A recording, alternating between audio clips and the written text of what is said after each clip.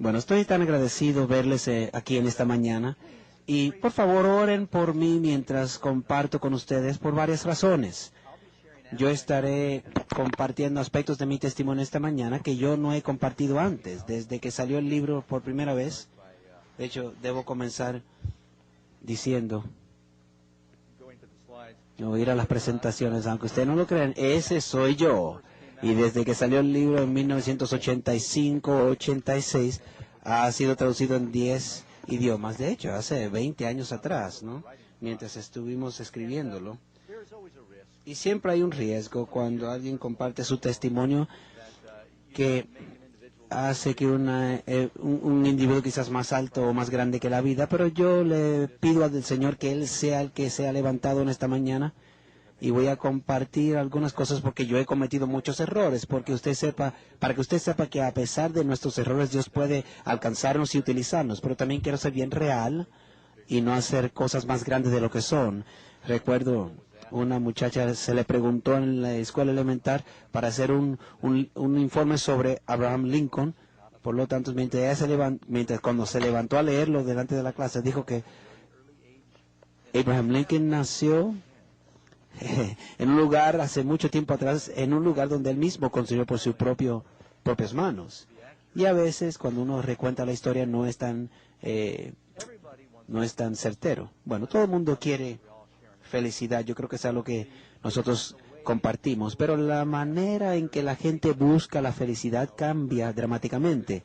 Escucharon mencionar antes que me hace muchas cosquillas cuando miro esos periódicos que vemos en el supermercado. A veces me río en voz alta mientras estoy allí en fila. ¿Cuántos a veces miran por lo menos la portada cuando están comprando? Yo he visto algunos que realmente son tremendos. Yo espero que la gente no saque su información profética de esos porque cambia cada semana. Pero recuerdo uno que decía que Rudolph the Red-Nosed Reindeer lo encontraron en un congelador, ¿no?, de carnes. Una que sí se quedó conmigo. Y quizás han visto aquella de ese niño que es la mitad de caimán, la mitad humano, ¿no? Y yo creo que hay gente que realmente le entretiene eso. No quiero ser ridículo aquí, pero sí, una de las razones por las cuales son tan populares estos revistas en Norteamérica es porque tratan en sí en cuanto a la vida de los ricos y los famosos. Y la gente cree que a veces, si ellos pueden quizás experimentar esas vidas vicariamente, ellos creen la ilusión de que la felicidad viene de la fama y la fortuna. Es por eso que esos programas televisivos que hablan acerca de los ricos son muy populares. ¿Quién quiere casarse con un millonario? Quizás si yo fuese más lindo, más popular, más famoso. Es una ilusión. Yo fui criado con una perspectiva muy rara. Cuando mis padres eran gente muy, buscaban muchas cosas, ¿no? Fueron opuestos grandísimos. Yo no sé cómo ellos se atrajeron. De hecho, así fue con mis padres. Mi padre fue un bautista, mi madre fue judía de nacimiento, mi madre nació en la ciudad de Nueva York y mi papá nació en Oklahoma. Él era republicano de cuello rojo, mi mamá era demócrata. Ellos eran completamente opuestos. Mucho duró el matrimonio, duró 6 años y muchos se quedan atónitos en cuanto a eso. Mi madre estuvo en el mundo de la farándula y mi papá en el mundo de los negocios. El papá de mi papá murió cuando tenía 7 años. Dejó entonces, mi papá fue el mayor y él aprendió a trabajar fuertemente durante la depresión cuando era jovencito y era muy, muy pobre. Y ellos guardaban los cuerdas y demás. Bueno, durante la Segunda Guerra Mundial, mi papá entró como un piloto y estuvo un tiempo allá. Tiene muchas cosas interesantes que puede compartir. Después de la guerra, continuó trabajando con aviones. Él comenzó a comprar y venderlos y también los diseñó. De hecho, muchos de nosotros. ¿Han escuchado del Área 51? mi tío Jim trabajó allí, es cierto. Él lo llevaban allá cada semana. Y él trabajó con SR-71 y el Stealth Plane. Y todos mis hermanos de mi mamá, de mi papá, mis tíos, también trabajaron en algún momento en la aviación. Mi papá comenzó a comprar aviones hasta que trabajó con gente muy famosa, Howard Hughes. Y papá no le gustaba caminar muy alto, ¿no? Él siempre se sintió muy humilde porque no tenía mucha educación, según él. Y él trató de evitar ser el centro de atención. Pero sí, tomamos algunas fotos de él. En algún momento él fue dueño de 2 aerolíneas. Y también tenía Aerial Air, Capital Air, parte también de Western Airlines. También el gobierno militar también arrendó aviones de parte de mi papá. Y cualquiera que quería arrendar un avión llamaban a mi papá y él llegó a ser muy rico. Trabajó muy fuerte. Ahora mi papá, su primera esposa y su papá y su hijo murieron en un accidente de avión. Y luego se casó con mi mamá, que tenía 10 años menos que mi papá. Y fue una relación muy fuerte. Ellos se divorciaron cuando yo tenía 3 años y él se casó como 5 veces en su vida, sin contar aquellas relaciones ilícitas, y siempre estaba buscando la felicidad. Yo podía ver que la felicidad no provino del dinero. Cuando yo me crié con mi papá, él tenía una mansión en Miami Beach. De hecho, yo nací en Burbank, California, pero papá movió su negocio a Miami Beach y por años tenía una mansión en una isla, una de los Sunset Islands en la isla de Miami. Eso es uno de los aerolíneas que tenía, aviones que tenía mi papá. Entonces compró 3 y luego vendió 2 para ganancia, ¿no? Tenía también un Rolls Royce, tenía un carro de carreras, teníamos sirvientes en nuestra casa y mi vida pasaba por cambios muy dramáticos porque vivía con mi mamá en Nueva York, que era muy diferente cuando vivía con mi papá en Miami Beach, y luego nos enviaban a vivir con mamá y papá o sus padres que vivían bastante pobre en California, y mi hermano y yo cambiábamos mucho y fueron muy radicales los cambios. De hecho, mamá y papá se casaron varias veces y nos enviaban mucho de aquí para allá. De hecho, este es papá, tiene más o menos 70 años que nos estuvo corriendo carros de carrera. Este es papá y su tercera esposa. Él se casó con Betty por 30 años. Fue la señorita Kentucky. Y todavía nos mantenemos en comunicación. Pero eso también se deshizo. Mi papá era muy difícil mantenerse con él casado, ¿no? Cuando esa relación se deshizo, también llegó a lo que es las noticias en Florida. De hecho, ¿alguien reconoce a este individuo? Él no está relacionado conmigo, ¿no? Solo para que ustedes lo supieran. Pero para comparar, ¿no? Cuando él se divorció de su esposa Ivana, porque hicieron un arreglo antes de matrimonio, ella recibió $14 millones. Cuando Betty se divorció de mi papá, ella solo recibió 17,5 millones. Uno de los más grandes de la historia de Florida. Mi papá tenía mucho dinero. Y el dinero no trajo felicidad. Esto aquí, la primera página del Miami Herald Business Section, todavía aún volando en alto, dice, a ver si puedo leer esto. A la edad de 71, George Bachelor todavía no está listo para descender. Él corre uno de los negocios más exitosos de Miami, es piloto y pronto se casará con una esposa de 29 años. Y eso tiene que ver algo con el divorcio de Betty. A los 71 años, Bachelor va a cumplir 16. Cada miembro de mi familia, mi hermano, mi mamá, mi papá, mis abuelos, todos habían estado sobre las noticias en algún momento u otro. Tengo una familia muy inusual. Es uno de los muy pocos fotos que tengo. Ese es mi hermano Falcón. Él tenía cystic fibrosis y luchó con su vida, con su salud a través de toda su vida. Sandy, su esposa, todavía vive en Florida. Mi papá se ve un poco cansado y su esposa de 29 años.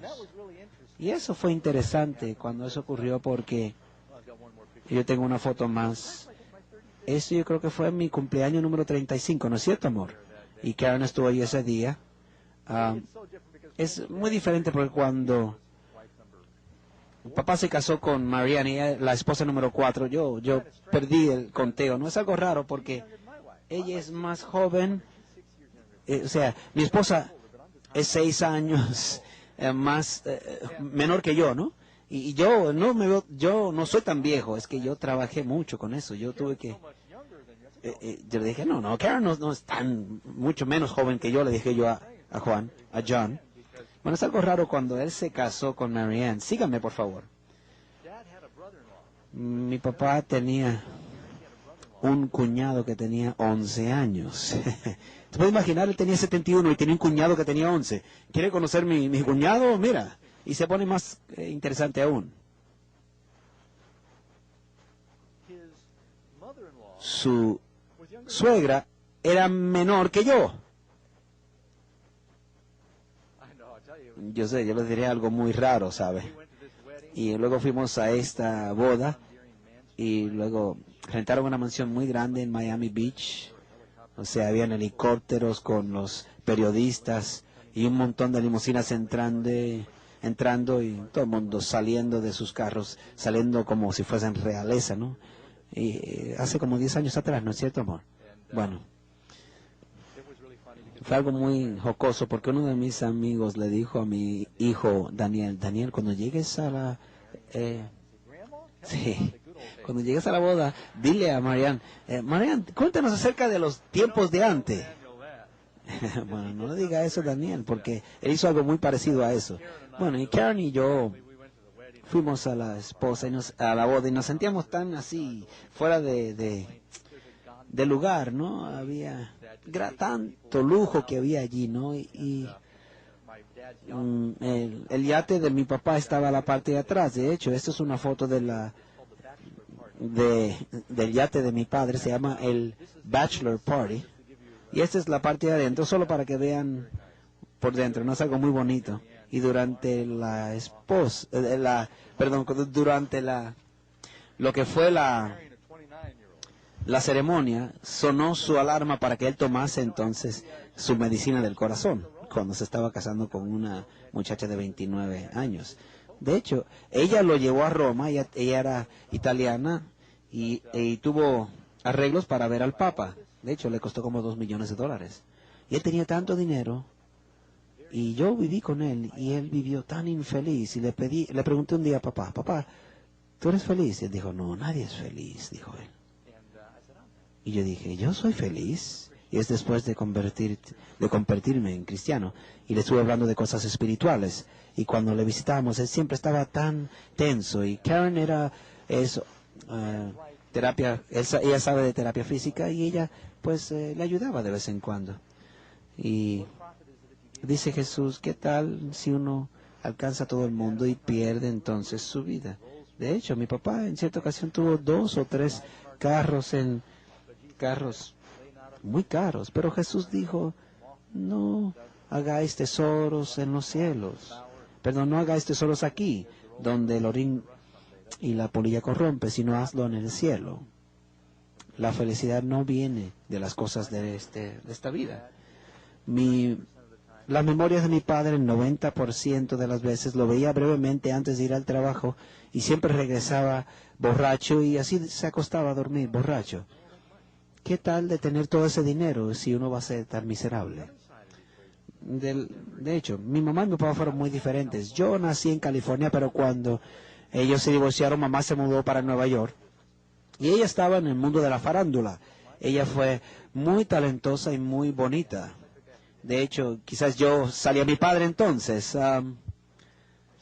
Ella era autodidacta, no terminó la escuela superior, pero aprendió a tocar guitarra, piano, comenzó a escribir canciones para Elvis Presley. Algunos se acuerdan de ese nombre, Andrew Williams, Frank Sinatra, entre otros, Frankie Avalon. ella escribía canciones para ellos en aquel entonces. Fue actriz y pequeñas cosas. De hecho, la, la película de los 10 mandamientos, ella fue una de las esclavas. Y cuando la vemos, mira, ahí está mi abuela, ahí está su abuela, y luego se pasa. Bueno, fue actriz, no muy exitosa, pero su éxito vino como una persona que criticaba a las películas, ¿no? Crítico de películas.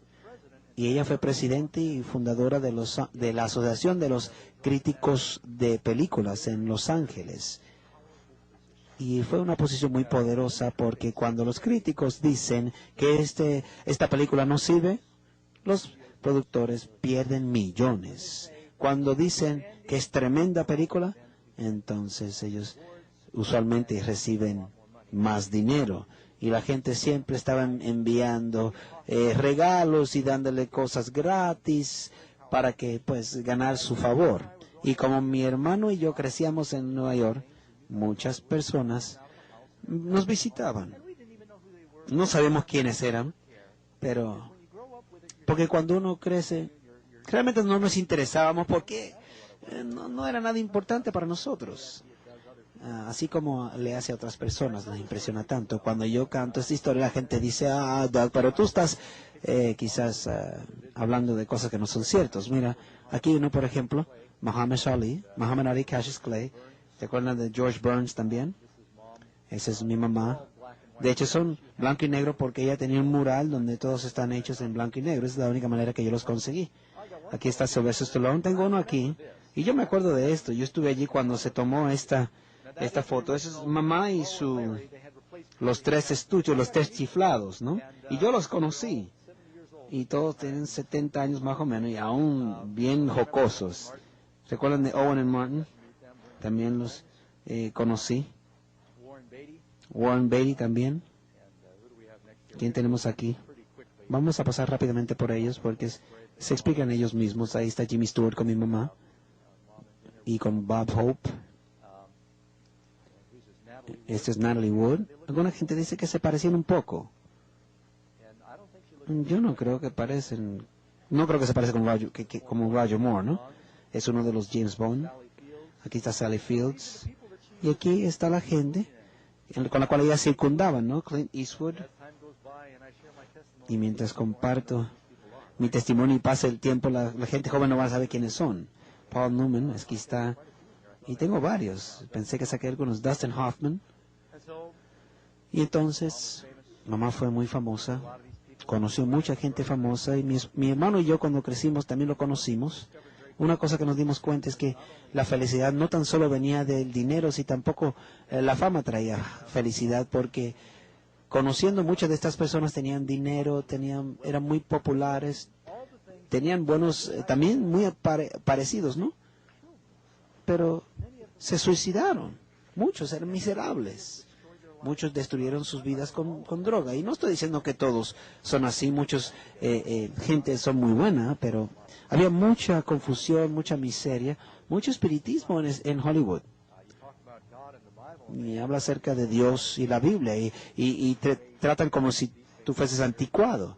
Y en aquel entonces, pues la nueva era muy popular con los amigos de mi mamá. Ella entró en la astrología y todo lo demás. Pero cuando mi mamá murió, ningunos estuvieron allí, no hubieron cámaras allí.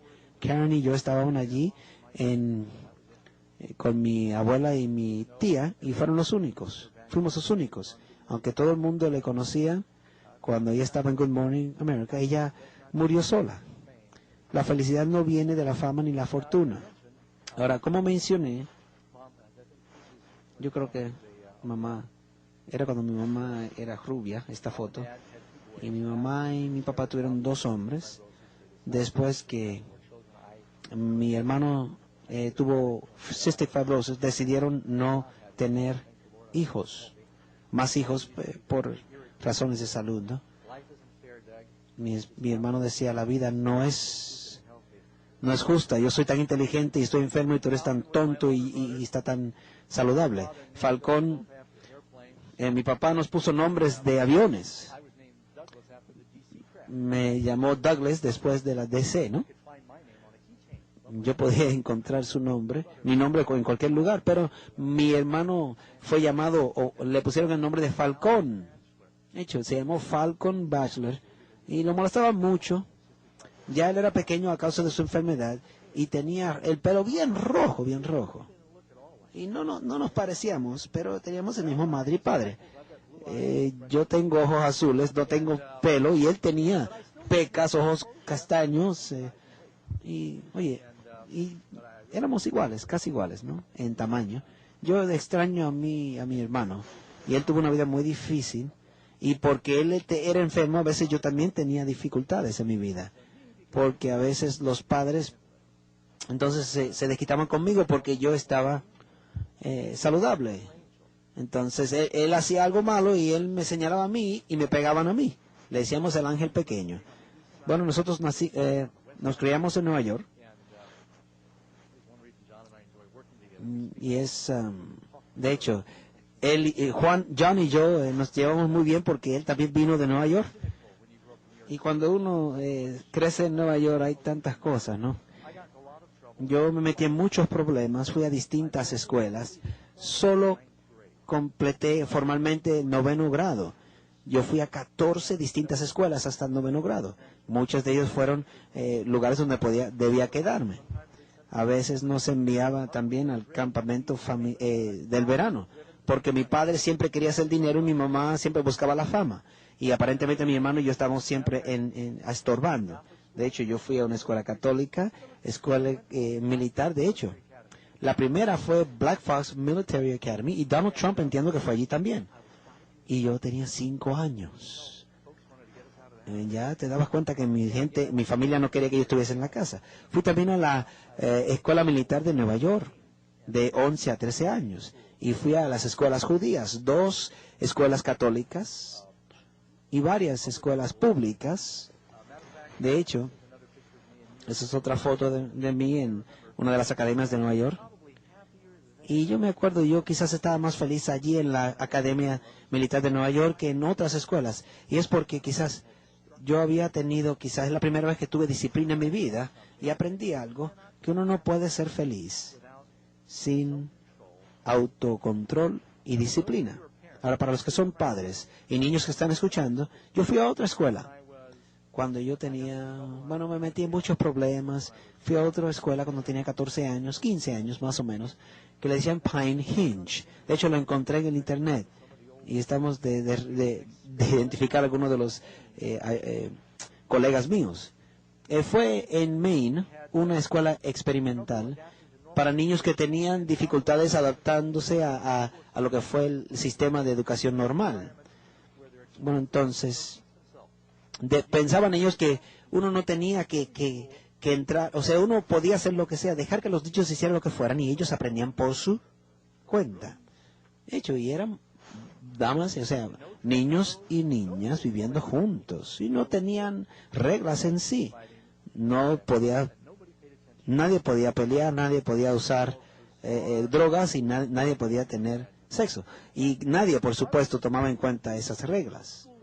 Yo fui, fíjese bien, a la escuela más estricta en Norteamérica, la militar en Nueva York, y luego fui a la más liberal en América, la que no tenía estructura ninguna. ¿Y dónde piensan que yo tenía mayor felicidad? Bueno, muchas personas, muchos de los jóvenes, intentaron suicidio en esa escuela donde no había reglas ni estructura. Y yo creo que lo cerraron el año después de yo salir. De hecho, ¿saben qué? Yo fui a 3 escuelas que se quemaron y yo solo fui responsable por una de ellas, por supuesto. Bueno, yo era muy infeliz. Y yo llevo a decir que mi mamá y mi papá, mientras mamá era judía, no era muy religiosa, era muy celosa de ser judía, pero no creía en Dios. ¿Sabes? Tú puedes ser judío por nacimiento y no ser un judío religioso. Y mamá fue muy leal a su raza, pero no tenía tiempo para la cristiandad, especialmente era el enemigo. Ellos eran enemigos, ¿no? Y ella nos decían, la única razón por la cual Jesús no se casó es que era posiblemente homosexual. Y la Biblia era unas fábulas, etcétera, por el estilo. De hecho, yo odiaba la Biblia. Yo me criaron de pensar que el Nuevo Testamento era simplemente mucha propaganda antisemítica, antijudía. Y mi papá, mientras él fue criado bautista después de la Segunda Guerra Mundial, él se comenzó a pensar, bueno, si hay un Dios, ¿por qué permite tanta muerte? Y por lo tanto yo fui criado como un ateo. Es interesante que nos enviaban a escuelas religiosas porque pensaban que tenían mejores académicas. Y si los jóvenes son criados sin creer en Dios, no sé cómo pueden ser felices. Yo estoy convencido de que uno no puede ser feliz si uno no sabe de dónde ha venido, qué hace uno aquí, hacia dónde uno va. Y yo no tenía esas básicas. Y 6 o 7 años yo pensé, oye, nadie es feliz, la fama no trae felicidad, el dinero tampoco. ¿Y qué propósito tiene la vida? Yo creía en la evolución. Vive un poco y luego no muere y se convierte en fertilizante. No hay propósito en la vida. ¿Saben? Yo creo que eso tiene mucho que ver con el suicidio entre los jóvenes hoy día, porque están enseñados que no hay propósito, que simplemente somos monos glorificados. Entonces la vida no tiene propósito y tan pronto las cosas se ponen difíciles y los amigos comienzan a molestarlos, y entonces toman sus vidas y dicen, no sirve para nada. Yo comencé a pensar en el suicidio cuando yo tenía 7 años. De hecho, yo pensaba, ¿qué mejor manera sería para matarme? Y parte de eso tiene que ver con un hogar roto, ¿no? Los niños que pasan de aquí para allá entre mamá y papá y los abuelos y se sienten que no tienen lugar donde pertenecen, ¿no? Te digo, yo pensaba, oye, si yo me mato, mis padres entonces me harían caso. Y me acuerdo cuando vivía en Nueva York, yo subía a las azoteas, ¿no?, de esos edificios tan altos donde vivíamos en los proyectos. Y yo me paraba justo en la orilla y jugaba este juego donde a ver cuánto podía echarme hacia el frente hasta que casi caía, ¿no? Y yo no saben cuántas veces pensé en brincar. Termina todos mis problemas. Brinca, pensaba yo. La única razón por qué no lo hacía es porque yo pensaba, ¿qué tal si yo me brincaba y no moría? Yo escuchaba de gente que, no, que le pasaba cosas malas pero no moría. Y yo decía, no, yo no quiero solo herirme, yo quiero morir. Me acuerdo que nos separaron a mi hermano y yo por su enfermedad, lo enviaron a Miami, yo me quedé con mi mamá sola y ella se pasaba todo el día en la calle, ¿no?, con sus fiestas y demás. Me sentí tan solo y yo dije, bueno, yo me voy a matar. Y yo sabía que mi mamá, tomaba medicinas para dormir y yo fui y tomé una y vi una y dije, bueno, toma uno al anochecer. Dice, bueno, me tomé todas ellas, las puse en mis manos y vi que la botella decía Valium, pero allí no decían que era para dormir. Y yo tenía 13 años, yo no sabía que el Valium sí se podía matar uno con ellas. Quizás sean para mujeres y yo no me quiero enfermar, yo quería morir, ¿no? Por lo tanto no las tomé. Y dije, bueno, yo sí quería morir, ¿saben? La vida no vale la pena vivirla. Pero una de las cosas que me mantenía vivo era que yo tenía una curiosidad increíble. Si me mato hoy, decía yo, algo quizás tremendo pasaría mañana y me voy a perder, o lo voy a perder. Por lo tanto dije, bueno, vamos a mantener un día más. Y así cada día yo mantenía en mente que yo quería matarme. Pero mira, si tú estás pensando hacerlo, no lo hagas, porque algo mejor puede ocurrir el día de mañana. ¿Saben? Cuando me llaman diciendo, mira, estoy pensando en suicidio, es lo peor que puedes hacer porque tú destruyes todas tus opciones.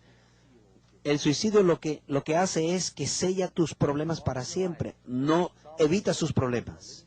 Salomón dijo, es mejor un perro vivo que un león muerto. Mientras hay vida hay esperanza. Por lo tanto, yo dejaba un día y otro día pasar sin cometer el suicidio. Yo sé que muchas veces el Espíritu Santo me decía, tengo un plan para ti, no lo hagas. Y yo dije, bueno, ¿por qué morir haciendo algo enzorroso? Yo dije, bueno, vamos a morir así, con estilo, decía yo. Y, ¿saben? Yo vi un comercial en el televisor que me llevó a eso. Yo quiero vivir una vida muy emocionante. Y comencé a ser un niño muy rebelde. Tenía 12 o 13 años. Comencé a tomar, utilizando drogas. De hecho, puedo decir hasta este momento que me ayudaron mis padres un poquito. Recuerdo cuando yo tenía 13 años, mi mamá me dijo, Doug, yo sé que vas a llegar o entrar a esto de aquí a poco, y para que lo hagas en la calle es preferible que tú lo hicieras aquí en la casa donde no te metes en problemas. Por lo tanto, comenzó a fumar conmigo uno de sus asuntos de marihuana. Luego fue hashish, y ya mamá nos compartía el alcohol cuando comíamos, por lo tanto podíamos tomar en casa. Y muchas personas en la farándula utilizaban drogas. Mamá no tan solo usaba LSD y hashish, mucha gente de la farándula utilizan grandes cosas así. Y fue algo normal para mí con mi mamá, mi mamá, que podíamos observar el televisor, comer mantecado y también fumar marihuana. Falcon visitaba, mi hermano, desde Florida, y él se sentía como que no era parte de la familia, entonces él no podía fumar por sus pulmones, entonces mi mamá se lo hacía en lo que era, hacía galletas con marihuana, y yo a veces se lo daba a los maestros sin que ellos se dieran cuenta. Entonces, cuando vivía con mi papá pensaba que esas cosas eran malas, pero él tomaba todo el día hasta dormirse, y él tenía una barra en la casa completa, y tenía los sirvientes que cada día siempre ponían más y más alcohol. Y yo me acuerdo haber vaciando los martinis de mi papá y comiéndome las aceitunas. Y yo me acuerdo allá donde vivía con papá entonces trabajaba, Betty estaba haciendo compras, y nosotros tomábamos mucho. Y mi papá nunca sabía porque los sirvientes siempre reemplazaba los tragos pensando que papá era el que se tomaba todo ese alcohol. Y me metía en muchos problemas. Salía de la cárcel una y otra vez. Y todo se debía a que yo estaba buscando atención. Y yo quería que mis amigos se gustaran de mí, o sea, me aceptaran. Buscaba lo que no tenía en la casa con mis amigos. Y no recibía atención por ser bueno, sino al ser malo. Y como ustedes imaginan, yo era el que siempre, el payaso de la clase, ¿no? Y me metí también a los crímenes después de un tiempo. Y no porque necesitaba el dinero, sino me pasaba haciendo eso por la emoción, ¿no? Mis amigos me decían, que tú no te atreves a tirarte de este puente, y yo lo hacía. Y luego comenzamos a entrar a las casas. De hecho, donde vivíamos allí con mi papá, esa isla, eran muchos millonarios que vivían allí. ¿Ha escuchado de Firestone Tires? Yo era amiguito de Amy Firestone, ¿no? Y mi esposa es más linda que ella, por eso que me casé con ella, por supuesto. ¿Ha escuchado de Hoover Vacuum Cleaners? Sandy Hoover, el muchacho, fue uno de nuestros amigos que vivía allí. Porque, claro, no todos jugábamos con él, porque él era raro. Él deseaba ser en su vida un chofer de autobuses. Él manejaba su bicicleta y cuando se detenía, él hacía psh, todo el mundo se baje. Siempre ha querido ser un chofer de autobuses. De hecho, lo último que supe, él estaba manejando limusinas y los buses. De hecho, los otros amigos que tenían esa isla, nos entrábamos a las casas, ¿sí? Robábamos, solo por disfrutar, ¿no? Por deleite. Y ellos pues ellos me decían, que tú no te debes entrar en esa casa, estando gente todavía en el día en esa casa, y yo lo hacía, solo por chiste, ¿no? Interesante, ¿no? Y yo pues quería que ellos me aceptaran, y así yo lo hacía. ¿Saben?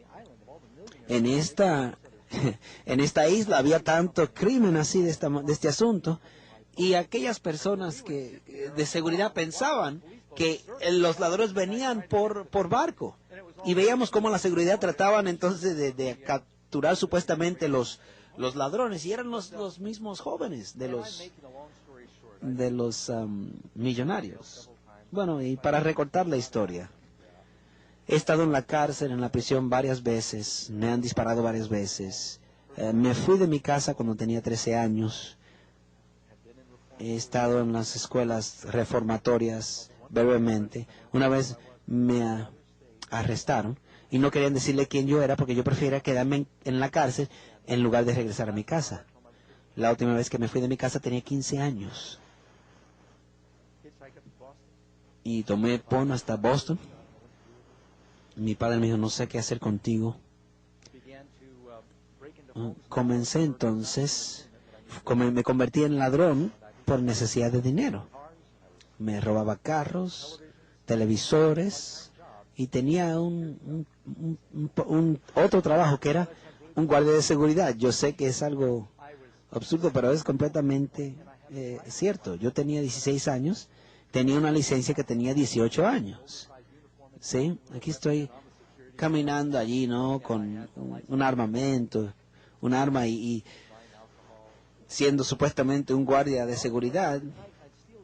De hecho, yo fui guardia de seguridad durante la noche y robaba durante el día, porque si te ven caminando sí con un televisor durante el día, no van a sospechar, bueno, quizás se está moviendo, pensaban, o mudando. Y luego me encontré con un amigo que él conocía de mi trabajo del día. Y él era religioso de estas religiones del Medio Oriente. Y yo le dije, mira, tú me vas a entregar. Dios ve lo que tú estás haciendo, yo no te voy a tener que entregar. Y tu karma, eso sí, te va a alcanzar. El karma dice que cuando lo que tú haces te va a regresar a ti, tarde o temprano. ¿Sí? Cuando lo que tú das, lo vas a regresar o lo vas a recibir de nuevo. Y yo le dije, no hay Dios, le dije, yo no te preocupes. Yo robé ese televisor y lo vendí después y nada me ocurrió, nada me va a ocurrir. Pero él dijo, tú verás. Poco después de esto, él me dijo, ¿qué me dijo esto? Yo me levanté en mi apartamento, mi puerta estaba abierta, mi radio no estaba y mi televisor tampoco estaba. Y yo llamé a la policía porque yo quería buscar a aquel que me llevó lo que era mío, supuestamente. Y comencé a observar y me di cuenta que no estaba haciendo bien. O sea, todo lo que yo hacía resultaba mal. Cuando yo robaba algo, usualmente era porque estaba borracho o en las drogas, lo escondía y cuando caía en sí, no me acordaba dónde estaba. Y a veces mis propios amigos me robaban y yo no sabía que eran ellos, ¿no? Y entonces, mire, yo robaba a veces un estéreo y después de arriesgar mi vida, cuando llegaba a la casa, estaba dañada. Y dice, oye, ¿qué es lo que pasa? De hecho, lo que a mí me convenció fue lo siguiente. Yo no dejé de robar así, de un cantazo, yo poco a poco lo hice, ¿no? Estuve en casa de alguien, yo robé una caja de mezcla de pancake, ¿no? Y era de esas integrales y la robé, porque aunque yo tomaba drogas y todo lo demás, yo era muy consciente de mi salud. Yo solo comía trigo completo, ¿no? Whole wheat, integral. Y robé esta caja de pancakes y sobre la caja decía 1.19. 1.19. ¿Sí? Ese mismo día unos amigos pasaron por mi lugar. Yo tenía un Tang, bebida esa instantánea, y mis amigos sentaron antes de que yo llegara y se lo tomaron todo y justo allí sobre la tapa decía 1.19. Y yo dije, oye, ¿sabes qué? Esto no vale la pena. Tiene que haber un Dios, dije yo. Y luego comencé a buscarlo. Y mientras estuve en Boston, exploré varias religiones. Primero, encendí el televisor y vi, oye, los protestantes están matando a los protestantes y los católicos están matando a los protestantes y los protestantes a los católicos en Irlanda. Y yo veía esas cosas en la televisión y decía, oye, pero son un chorro de hipócritas, decía yo. Y yo observaba a los teleevangelistas y decía, mira, ese es el peor que hay. Oye, ¿y ahora? Yo decía, ellos siempre están pidiendo por dinero. Y mírame ahora, siendo evangelista igual. ¿Qué cosas tiene la vida, no? Bueno, yo decía que todos eran hipócritas. Pero yo he aprendido que un cristiano no es uno que sigue cristianos, es uno que sigue a Cristo. Y la gente siempre te ha de defraudar, pero Jesús nunca lo hará. Entonces comencé a entrar entrar a religiones más exóticas de la nueva era, el budismo. Mi mamá le hubiese gustado que yo permaneciese budista. Hinduismo, meditación trascendental. Me sentaba por la hora y tratar de ser uno con el Dios dentro de mí, y siempre pensando. Sería interesante, sí, era interesante para mí el pensar que si una persona tenía que decirte, mira, tú eres Dios. Si fueses Dios, tú te hubieses dado cuenta, ¿no? Y pues yo buscaba el Dios dentro de mí, y por lo tanto tenía mis tradiciones judías, pues yo entonces trataba de identificar la verdad, de alguna manera. Y el Señor sabía que yo estaba buscando. Entonces estuve entrando también lo que aprendí en las escuelas católicas, con esta mezcolancia de otras religiones que aprendí. De hecho, estuve también tomando pon a través de todas partes de este país, ¿no? Desde Florida a Maine. Yo realmente estaba buscando a Dios. Y Dios sabía que yo estaba buscando la verdad. Y yo estaba confundido. Recuerdo en una ocasión fui a Carolina del Sur con un amigo que se llama Jay Samuels, de Brooklyn, New York. Y estamos viviendo en las calles. Nos fuimos a una misión cristiana porque ofrecían comida cristiana, pero antes de recibir tu comida tenías que escuchar que alguien predicara. Cierran entonces las puertas después que uno entra y entonces te predican y te testifican, y yo estoy tan avergonzados, ¿no? Éramos tan faltos éramos bien rudos, ¿no? Y a pesar de ser así, estos cristianos eran tan buenos con nosotros. Esto no puede ser real. Y luego nos daban esta comida tan buena, con bizcocho de manzana y demás. Y yo decía, oye, tan buenos que son, y nosotros tan malos que lo tratamos.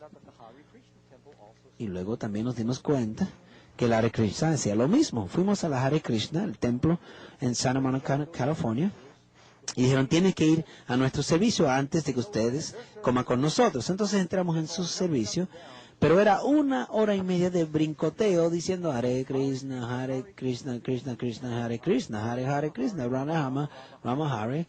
1 hora y media. Nunca se me olvidó porque lo hicieron por 1 hora y media. Y en un punto yo fui al baño porque dije, esto es algo hipnótico. Tenían un tambor haciendo tum, tum, tum, tum, tum, tum, tum, tum.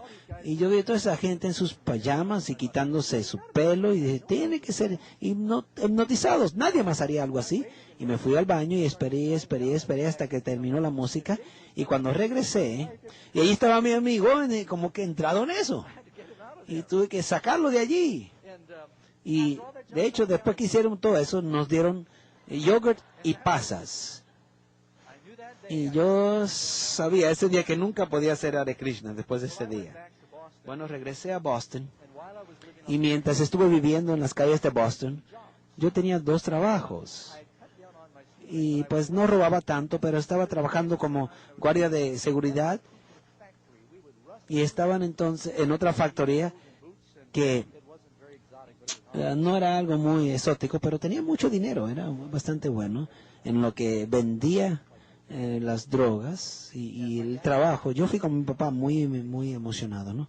Me gustaba el dinero. Y mi papá entonces vino a visitarme y dije, mira, vente, voy a comprarte comida, vente. Y él me dijo, sabes, Doug, tú estás botando tu vida, tú necesitas una educación. Y tengo un hermanastro que trabajó con mi papá y dijo, mira, Falcon, tu hermano está enfermo, tú tienes que tener una educación si es que quieres trabajar conmigo algún día. Encontré esta escuela que es sobre un barco. Mira, hay mujeres, te haces 20 cosas, ¿no? Dale a la escuela una oportunidad. Y me lo suplicó y yo le dije, no. Y dije, bueno, finalmente sí está bien. Él estaba tan emocionado. Ese mismo día, él me llevó allí al aeropuerto, me consiguió un pasaporte en 2 horas. Y luego se fue conmigo a Milán, Italia. Y ahí estaba allí el barco. Y me dejó entonces con una sonrisa en su rostro. Y luego me di cuenta que me tomó de bobo. Esta escuela era actualmente una escuela exclusiva para los niños. De hecho, le decía los French School Abroad. De hecho, hicieron una película de una, titulada White Squall. Y esa escuela era muchachos y muchachas juntos. Era para los niños de los políticos y millonarios que estaban metidos en drogas, o los, sí, una religión oculta. Era para sacarlos de su ambiente y supuestamente enderezarlos. Te quitaron tu pasaporte, si te vas de aquí, te van a arrestar, y te asustaban, ¿no? Y nadie podrá hacer nada, te vas a quedar en la cárcel. De hecho, los tenían como que encarcelados. Y yo estaba tan enojado, porque aquí estaba viviendo solo, tenía mi dinero, mi propio trabajo, y ahora soy un niño otra vez. Entonces me rebelé. De hecho, en la escuela militar, si tú hacías algo malo o no te portabas bien, te pegaban, pero aquí no te podían tocar, porque eran los hijos de los millonarios y demás. Y yo no me voy a la clase, me quedaba en mi cuarto. Y dijeron, muy bien, entonces tienes que sentarte en el piso durante la cena. Y yo pues hacía todo lo malo que podía. Estaba enojado porque me engañaron. Nunca fui a water ski o scuba dive, como dijeron. De hecho, también enseñaban el ateísmo. Enseñaban películas de Darwin, y eso me caía mal. Yo creía en Dios, porque ya yo vi muchas cosas en mi vida que me daban a entender que Dios sí existía. Pues estaba allí en mi cuarto mientras meditaba, y no me daban comida luego. Y mis amistades me traían comida y demás. Y pues yo no participaba en nada, era una protesta, ¿no? Y bueno, el capitán me llevó y caminando me dijo, Bacho, ¿qué tengo que hacer para que tú cooperes con nosotros? Y yo dije, él quiere negociar. Si tú me dejas ir para las Navidades a mi casa, yo me voy a portar bien de aquí a 2 semanas. Solo los estudiantes buenos le dejaban ir a su casa en Navidad. Y él estaba tan ansioso de llegar a mí, que tan pronto de que yo me fuera, que él llamó a mi papá y dijo, señor Bacho, tenemos buenas noticias. Doug ha mejorado un montón y creo que estamos listos de dejarlos ir las Navidades para que llegue a su casa, ¿no? Y me porté bien esas 2 semanas antes de la Navidad y aprendí algo. Mientras estuvimos desde África a través del Mediterráneo, antes de la Navidad, hasta España, nos entramos a una tormenta muy severa. Y el barco, de hecho, este es el barco, ¿sí? El Two-Mast Schooner, aquí más o menos como 150 pies de largo tenía. Las olas tenían de 25 a 30 pies. El barco subía y bajaba por las olas. El agua estaba entrando, dañó las mastas mayores. De hecho, era tan fuerte el viento que tú puedes gritarle a cualquiera que estaba de aquí a 5 pies y no te escuchaba. Todo el mundo enfermos, aún el capitán. El capitán dijo, mira, si te caes al agua, no podremos buscarte. ¿Sí? Prepárense entonces por cualquier cosa, sujétense bien, porque no podremos buscarlo. Vamos entonces a marcar el lugar y decirle a sus padres, mira, aquí fue que murió, pero prepárese, dijeron. Y sabes, era bastante horrorizante. Si todo el mundo buscaba el centro del barco, porque si entrabas dentro del barco, se veía que todo había un desastre, todo el mundo enfermo, ¿no? Y devolviendo en todas partes, horrible. ¿Qué piensas tú que todos esos ateos comenzaron a hacer mientras pensaban que iban a morir? Comenzaron a clamar a Dios. Es interesante, nadie les dio lecciones, nadie estaba diciendo Hare Krishna ni Hare Krishna, tampoco. La gente estaba pidiéndole a Dios y haciéndole promesas, y yo quizás hice varias. ¿Y sabe lo que es interesante? Es que la gente sabe que está haciendo algo malo, lo sabe. Porque cuando están a punto de morir saben qué confesar. Y saben qué prometerle a Dios de que no lo van a hacer más adelante. ¿Sabe? El terror no es, el miedo no es la razón principal por qué uno debe servir a Dios. Quizás nos puede ayudar a llevarnos a entender que debemos servir a Dios, pero la mejor razón por qué debemos servir a Dios es por amor. Porque si sirves a Dios solo por miedo al llegar al cielo, entonces vas a perder tu motivo. Bueno, terminando la tormenta, todo el mundo olvidó sus promesas y sus oraciones, incluyéndome a mí. Tan pronto yo me senté o entré al aeropuerto, al avión, les dije, nunca me verán más. Y así fue. Me compré un paquete de cigarrillos, cerveza y olvídese. Cuando yo regresé, mi papá entonces nos llevó unas vacaciones pensando que yo hice tan bueno y mejoré tanto. Yo entonces, cuando fuimos a las vacaciones, le vendí todo a mi hermano y luego me fui hacia California tomando pon. Y entonces, cuando tenía 15 o 16 años, más o menos, yo encontré esta cueva y quise mudarme allí. De hecho, yo desde que salí de Miami, fui hacia California y, ¿sabe? Eso es un tiempo muy largo. Me fui, era tiempo de Navidad, vestido con ropa de Florida. Entonces llegué hasta Virginia, me emborraché y perdí todo lo que tenía. De hecho, de todas las drogas que yo he utilizado, cocaína, marihuana, hash, todo lo que había, ¿sabe? Más de mis amigos murieron del alcohol que de todas las otras drogas combinadas. Y saben, me preocupa que hay ciertos cristianos que piensan que uno puede tomar licor de vez en cuando y eso está bien. Bueno, yo salí entonces sin nada, porque lo había perdido todo por estar tomando. Camino entonces allá a California. Estuve en Oklahoma, frío, era un invierno. No tenía ropa de invierno. Me acuerdo cada vez que un tro pasaba, yo contaba hasta 3 y luego daba vuelta porque el viento del tro, del tro, pues pasaba y me congelaba. De hecho, estaba miserable yo. Y, ¿sabe? Yo era una persona muy fea, muy mala. Cuando yo robaba carros, yo robé este carro, pocas semanas después regresé para robar el mismo carro. Y había una nota en el guía, ¿no? Y leí esa nota que me dijeron, por favor, no robes mi carro. Yo soy un pastor y cada vez que me roban el carro, me cuesta muchísimo el sacarlo de donde me lo ponen. Y me reí, porque lo robé otra vez. Me reí de la nota y lo dejé en Nueva York. Estaba en Boston y lo llevé hasta Nueva York. ¿Saben? Yo robé una bicicleta de un amigo mío. Se la robé a un amigo y se la vendí a otro amigo.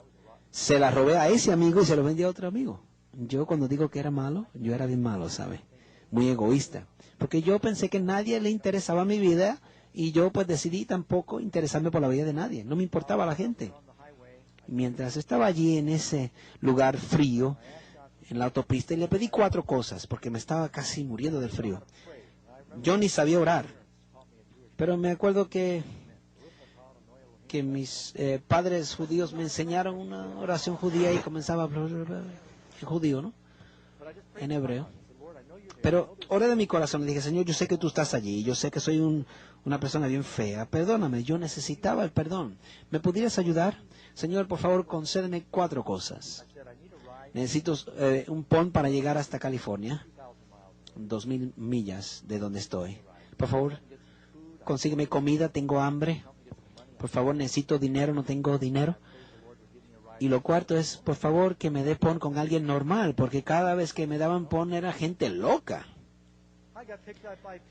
Yo me daba pon gente. Una vez estaba tomando el muchacho y me dijo, mira, yo puedo manejar sin mis luces, y apagaba entonces las luces. Y con algunos muchachos de la escuela, del colegio, me dieron pon. Y estaban fumando marihuana, tanto era que perdieron la vista y cruzaron la otra vía para llegar hasta la vía contraria. Y saben, mira, es mucho más peligroso pedir pon que a veces recoger a aquellos que piden pon.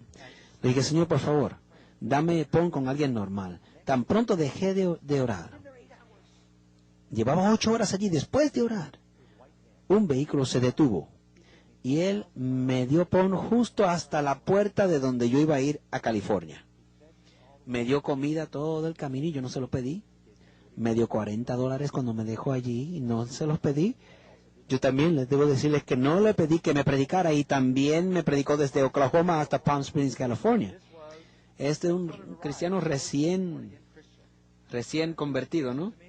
Y él me estaba predicando y compartiendo la Biblia conmigo. Y este muchacho realmente era muy agresivo, compartiendo su fe. Y yo tuve que escucharlo, ¿sabes? Sí.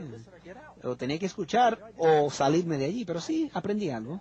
Yo hago eso. Yo creo que es una manera muy buena de compartir tu fe. Si tú no tienes miedo de darle pon a la gente, dale pon. Y espera que vas como a 60 millas por hora y luego comienzas a dar la presentación del Evangelio. Entonces uno acelera y lo mira. Y dice, ahora, ¿te gustaría aceptar a Jesús? Si no, mire la calle. Y muchas personas han encontrado al Señor en mi carro, de esa manera. ¿Saben? Es cierto que yo sí le doy pon a muchos de los que piden pon. Bueno, yo tuve que escuchar a este muchacho, pero yo creía que la Biblia era un cuento de hadas. De Adán y Eva, de Noé. Y mi mamá y las escuelas me decían que eso no era cierto. Por lo tanto, me mudé a las montañas dentro de una cueva allá sobre Palm Springs, California. Mi hermano me fue a visitar una vez y tomó estas fotos. Y viví año y medio como un ermitaño. Y sabe, era bien lejos del pueblo. Esta montaña tenía que subirla, que tenía más o menos 45,000 pies de alto. Y era bien difícil llegar de aquí para allá. Y muchas personas murieron allí mientras estaban escalando la montaña. Una de las montañas más altas en California. Y viví en esta cueva. Y era muy linda la cueva, de hecho, comparado con otras cuevas. Justo a la cueva yo tenía un manantial que corría por allí. Y mi cueva era muy, muy limpia porque yo fui a la escuela militar. Yo siempre tenía las cosas en su lugar. Pregúntale a Karen, yo soy un fanático así. Yo sabía que ella iba a decir amén en ese, ¿no? Y de hecho, yo hago la cama de mi hotel antes de irme del hotel. En el por mí, ¿no? Hubo también ese era mi gato. Yo le puse extranjero o forastero porque él apareció por ahí del nada. Y él se acercaba cerca. Cuando hacía frío, él me tocaba la nariz hasta que yo abriera mi sleeping bag y él entonces se acomodaba en mis pies. ¿Sí? Bueno, yo tuve muchas experiencias que no puedo compartir, pero el milagro es que mientras yo estuve viviendo allí, alguien había dejado una Biblia en esa cueva. Y alguien me preguntó en una cierta ocasión, ¿no fueron los gedeones? ¿Sabes? Los gedeones lo ponen en todos los hoteles y ahora están entrando a todas las cuevas para dejar las Biblias. No, una Biblia normal de Reina Valera, King James. Y yo bajaba de vez en cuando al pueblo, ¿no? Y yo pues compraba mi comida o pedía dinero o iba a los zafacones a buscar comida. Y debo decirles que eventualmente mi padre supo cómo yo estaba viviendo, buscando en los zafacones y demás. Y cuando él supo eso, ¿cómo piensan ustedes que lo hice sentir? Yo quebré su corazón. Tú tienes un Padre Celestial. Y le rompe su corazón cada vez que nosotros vamos a la basura de este mundo buscando felicidad, porque nunca hemos de ser satisfechos. Y mientras comencé a leer la Biblia, finalmente la recogí. No entendí todo lo que leía. Cuando leí el Antiguo Testamento, no entendía mucho. Entré a Mateo, Marcos, Lucas y Juan. Y como dije, no entendía mucho, pero encontré una versión de una Biblia más sencilla. Y dos cosas entendí entonces. Primero, yo era un gran pecador y que Jesús era un gran salvador. Y también me fue claro que Dios tenía un plan para mi vida. Y yo entonces me arrodillé allí en la cueva y yo dije, Señor, yo soy un cero, yo estoy aquí en las montañas. Y le dije que yo no me ponía ropa, así sin ropa en las montañas. El pelo largo, una barba, buscando en la basura, tomando, fumando, usando drogas, viviendo inmoralmente. Y le pido al Señor, ¿me puedes perdonar por mis pecados y darme un propósito en mi vida? Yo era un cero grandísimo y sabe que Dios entró en mi vida. No me transformó de un cantazo, Él comenzó a transformarme poco a poco. Él comenzó a hacer milagros que me dieron cuenta que sí era real. Me acuerdo en cierta ocasión, de hecho, ese soy yo con, con mi gato. En cierta ocasión estuve allí y estaba leyendo la Biblia y dije, bueno, yo quiero compartir el Evangelio con otras personas, pero yo no sé cómo va a ocurrir porque nadie me va a conocer aquí en esta cueva. Y dije, Señor, me gustaría ser testigo para ti, pero no sé cómo lo voy a hacer porque vivo aquí en esta cueva solo. Y pasaban días y días sin ver un humano, o sea, sin teléfono, sin televisor. Y terminando esa oración, bajé entonces al pueblo, hablé con mi mamá en Beverly Hills y ella me dijo, Doc, te voy a ir a ver. Y yo dije, que NBC van a ir con un helicóptero y queremos entrevistarte. Están haciendo una historia nacional de este hijo de un millonario que estaba en una cueva. Y fueron con un helicóptero y me entrevistaron para las noticias. Y estuve 3 veces en la escuela ese día, perdón, en la televisión ese día, porque tengo un amigo que estaba en la cárcel y él lo vio 3 veces ese día. Mientras estaba yo en la cadena nacional, me preguntaban por qué vives así y yo comencé entonces a compartir mi testimonio y cómo la felicidad no proviene del dinero. Y aquí le acabo de pedir a Dios una oportunidad para testificar y Dios entonces me puso en televisión. Tremendo. Ahora, pídele a Dios y Dios hará, créemelo. En el tiempo que pasó, y mucho ha ocurrido, ¿no? De aquí a allá. Mi familia y yo hemos estado allá. Yo no sé qué tiempo hace de eso. Aquí mi familia con mi esposa y mis hijos y yo fuimos allá. Y mi cueva quedaba al otro lado de ese lugarcito. Muchas personas piensan que los cristianos no pueden tener, no pueden divertirse, no, porque no se puede usar drogas, ni tomar, ni hacer nada de eso. ¿Sabes? Yo tengo tanta felicidad ahora, nada como antes. De hecho, aquellos jóvenes que piensan que no es algo divertido ser cristiano, trate de mantenerse conmigo. Pregúntale a John, él ha estado allí en nuestra casa, y fuimos skydiving, eso fue tremendo. Eso se ve algo divertido, ¿no es cierto? Y fuimos hang gliding, nos tiramos también de aviones, tenemos kayaks. O sea, nos encanta disfrutar de la vida. Y disfrutamos más ahora que antes cuando no estaba con Cristo y estaba en el mundo y en las drogas. De hecho, ahí está, mira. Ahí está Angie, esta esposa de John. Y ese es mi hijo Micah. Y ese es John y yo volando. Y se fijan, estamos atendiendo mucho a los instrumentos. También trabajamos con equipo pesado. A mí me gusta trabajar con mis manos. Hace varios años yo subí a la cueva con Micah, mi primer hijo, y cuando tenía 7 años. Y fuimos a visitar y él estaba nadándose allí. Estaba muy frío el agua. Y regresé con una Biblia. Y yo quería dejar una Biblia en esa cueva. Porque así fue que eso cambió mi vida. Y nunca olvidaré esa experiencia. Fue realmente una experiencia muy linda. Él tenía 7 años, interesante como él llegó. Porque es tremendo el escalar esas montañas del desierto. En el 2001, Karen y yo estamos haciendo reuniones allá en las Filipinas. Y recibimos noticias de que nuestro hijo murió en un accidente de construcción. Y sabes, fue una de las cosas más difíciles que me ha pasado, que nosotros pasamos, pero me ayudó a darme cuenta de manera especial cómo nuestro Padre Celestial nos ama. Porque perdiendo nuestro primer hijo así, crea un vacío tan grande en su vida y uno lo piensa cada día y duele cada día. Uno nunca deja de pensar en eso, nunca uno se repone de eso completamente. Y uno piensa que Dios amó tanto al mundo que Él dio a su Hijo porque quiso, para que todo aquel que en Él crea no se pierda, mas tenga vida eterna. Y saben, en los años que han pasado, estuve presente cuando mi hermano murió. Él me pidió que orara por él antes de morir. Cuando Karen y yo regresamos de reuniones en Rusia, mi mamá estuvo en una coma, murió de cáncer. Pocos años más tarde, en el 2002, mi papá murió y hemos perdido todas las familiares inmediatas. Se dan cuenta que yo soy el más malo de todos, ¿no? Ahí están mis hermanos, mi mamá y mi papá y yo. Cuando mi papá murió, yo lo fui a visitar, no nos dejaron decir adiós, no nos dejaron entrar. Una muchacha estaba estaba listo para casarse con él mientras él estaba en el hospital. Y ellos tenían miedo de que nosotros nos diéramos cuenta.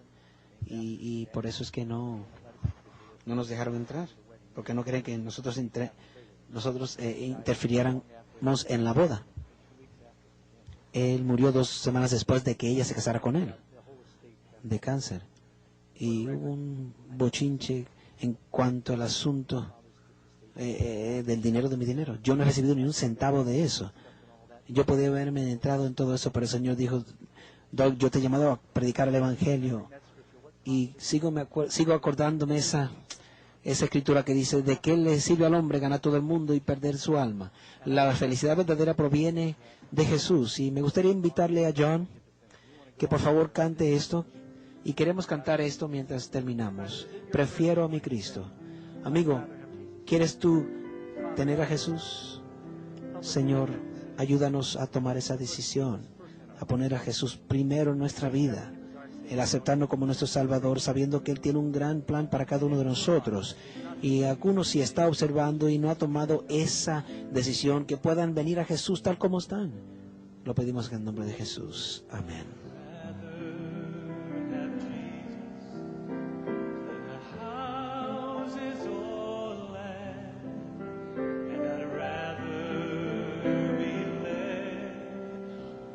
His name.